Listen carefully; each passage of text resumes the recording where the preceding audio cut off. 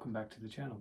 Today we're going to be taking a look at Santa Lucia by Julio Salvador. I hope I'm saying that right. I'll do the usual. I'll have a run through with no repeats, and then we'll go through note by note and look at any special techniques we need to do. But before we get on to that, remember to subscribe and give me a thumbs up if you like this video. Alright, let's get stuck in.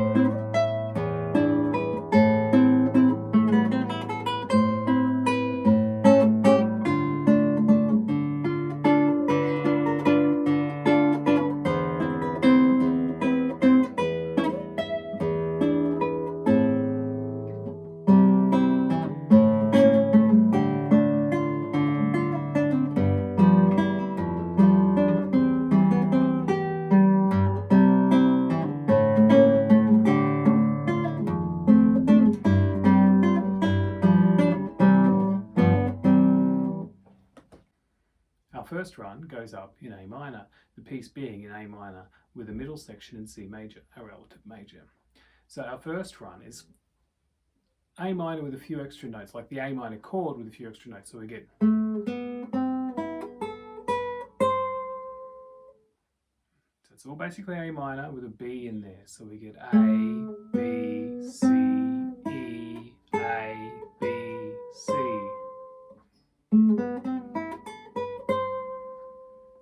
So we're starting on the A on the G string, open B, C on the B string, open E, and while you're playing that E, it's a good idea to come up to get your A on the 5th fret of the E string, B, C, 7th and 8th frets.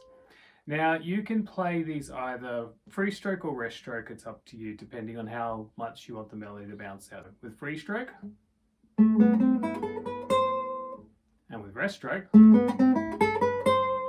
can see one's more punchy than the other. So when you get up to that C, you're actually going to be hitting an A in the bass with it. And then you're going to have to put down a half bar on the 5th fret to get this chord, which is a C and an E, because that's our A minor chord. Then we come up to the high E, the 12th fret, bit of vibrato, and then we come down here to the 5th position where we're going to play an E7 chord. So that consists of an E in the bass, a D, 7th fret on the G string, E, 5th fret on the 2nd string or B string, and that B again, which is our 7th fret. Well, first we play the E, D and E notes, and then the B. And then we come back to our A minor chord. So all together we get.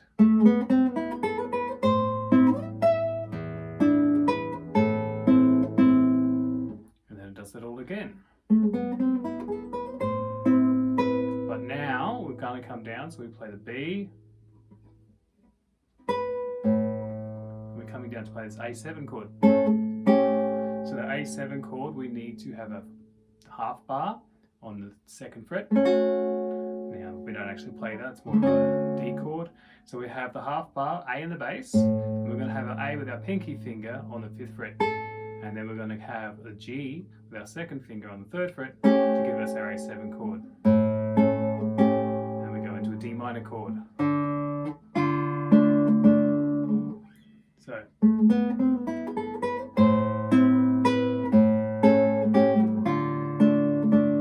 the D minor chord, we just start with the D and the F, and then we can put down our A and D, the rest of the chord, to get our chug chug. We're going to move our D minor chord up to the 5th position. So in the 5th position we're going to play the D bass, F, and then the whole chord. So that is D, F, A. Now I like to go thumb, 1st finger, then thumb and my IA fingers to get that. And then we get our D up at the top with our pinky. Here's where it gets a bit squishy because we have to get an A sharp in there. So you get. So all the time you're going. You're hearing that underneath. So that A sharp is in between. So rhythmically you're going to get 1, 2, 3, 1, 2, and 3. 1, 2, 3, 1, 2, and 3.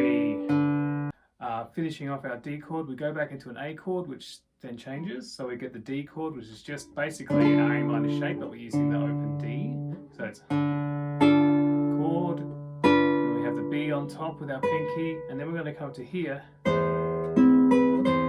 which is actually an A minor chord in all sorts of inversions. It's got the E in the bass. So we start off with E and C, our half bar.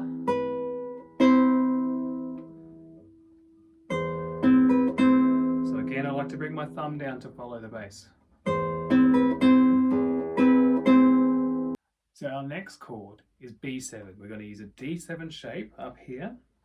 So we're going to have B, F sharp, A, and D sharp. Much like our D shape down here, but B in the bass is B.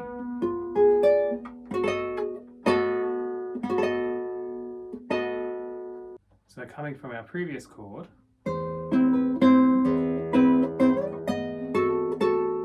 slide up into that position to get that chord. Then we have to swap our second and third fingers. We'll get our second finger out of there. Same notes, but we want to have B, C, B, and into our nice E chord up there. Yeah, so that's just E, G sharp, E. Now the second half of the first section, most of it's the same. So I'll just play through up to the point where it changes.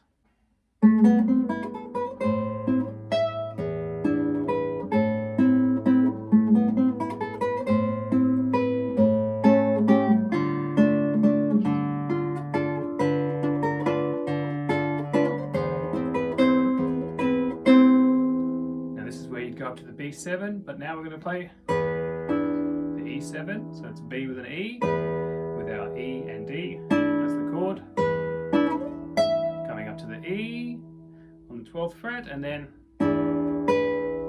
the other way around for our E7 chord, so it's E with the D and the E, and together, then B, and then an A minor chord, on the 5th fret. So all together the first half goes like this.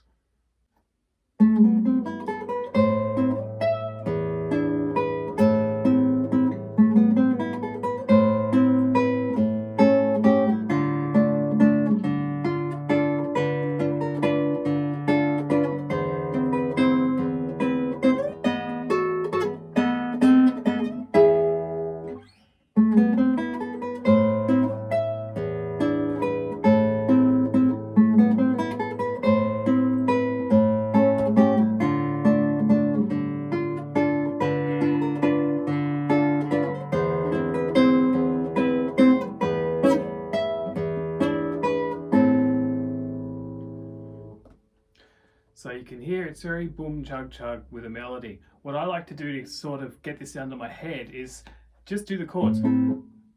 So you just do the chords.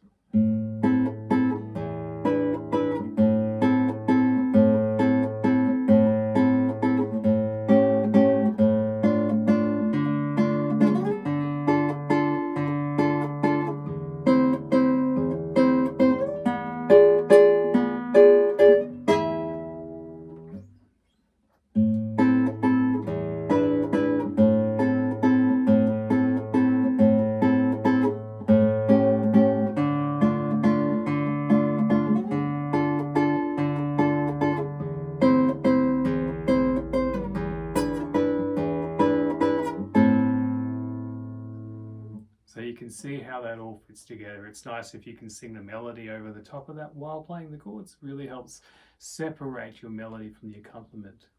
All right, now the second half. We move to C major. Slightly different feel. Let's get stuck in. So we start off with.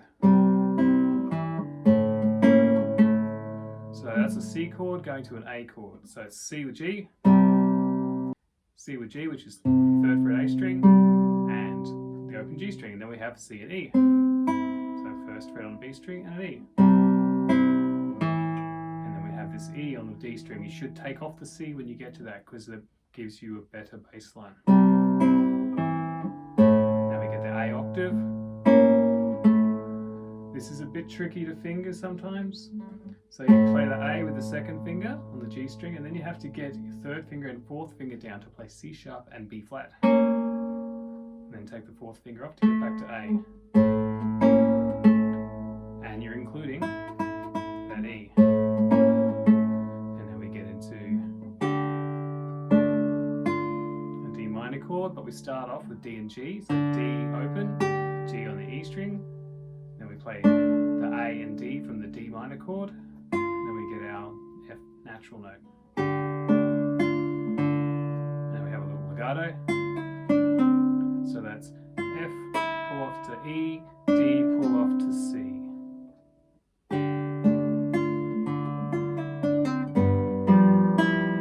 Now we get into a G pattern, so it's... Now we get into the G7, so we're going to have a G with a B, but then an F on the D string with the G open, and finishing with an E. Now you can finger this with the right hand by using the M with P, I with P, and then A to get the E string. Then we move on to an F chord of sorts, so it's F, and G, and D. It's more a G7, but you can think of the F in the bass. So, and then we move on to another inverted chord. It's a C chord with E in the bass.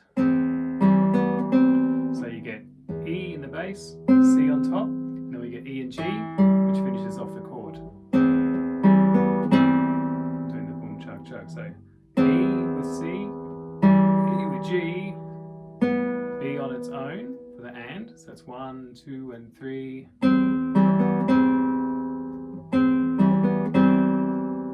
Yeah. So when you play that last C, you got the B, C, and you play all 3 notes together. And then we're going to play G, G, G. So G on the E string, open G, G on the bass E string. Then it repeats itself.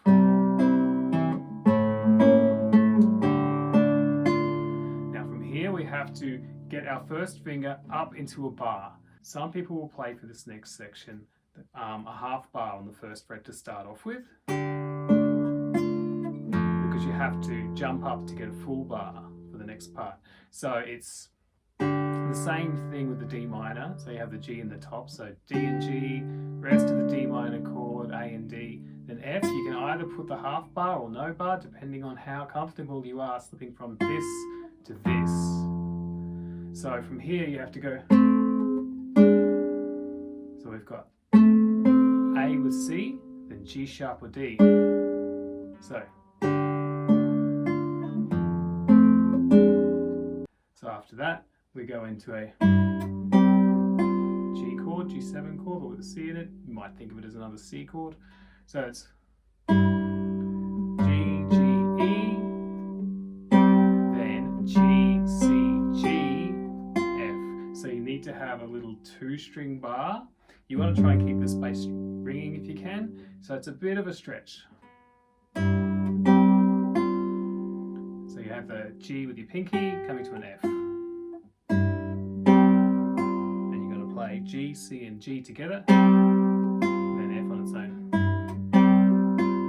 Then you have to swap your 3rd finger for your 2nd finger, because you have to go, which is F and G, using your 3rd finger, and then your D with your pinky. So it's a bit of a jump to play the same note twice.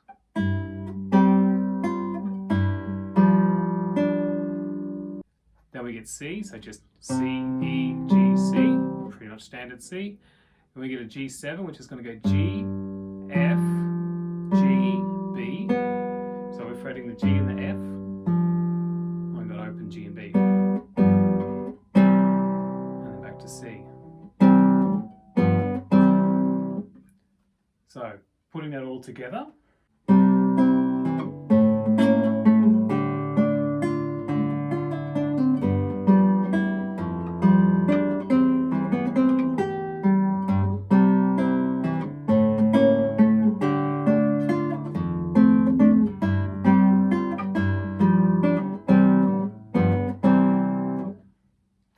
and normally it will go back onto the beginning. So that's the whole piece. There's not much more to it. Make sure the hardest part in here is sort of the squeezy chords. So they are the D7 shape. It's always nice to be able to move that around. And getting the half bars.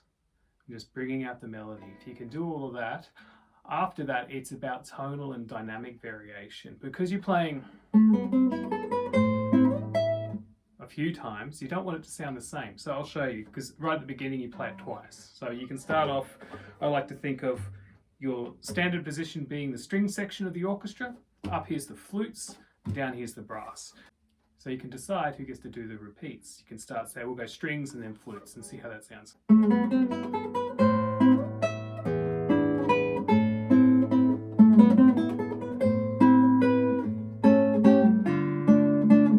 So you get that little bit of tonal variation, which you should always try and aim for, either tonal or dynamic variation when you have repeated material. It's one of the great things that you can get out of this piece, is to keep it moving even though it's repetitive. Well, that's it, guys. I hope you've enjoyed this video. Don't forget to hit like and subscribe, and I'll see you in the next one. Bye.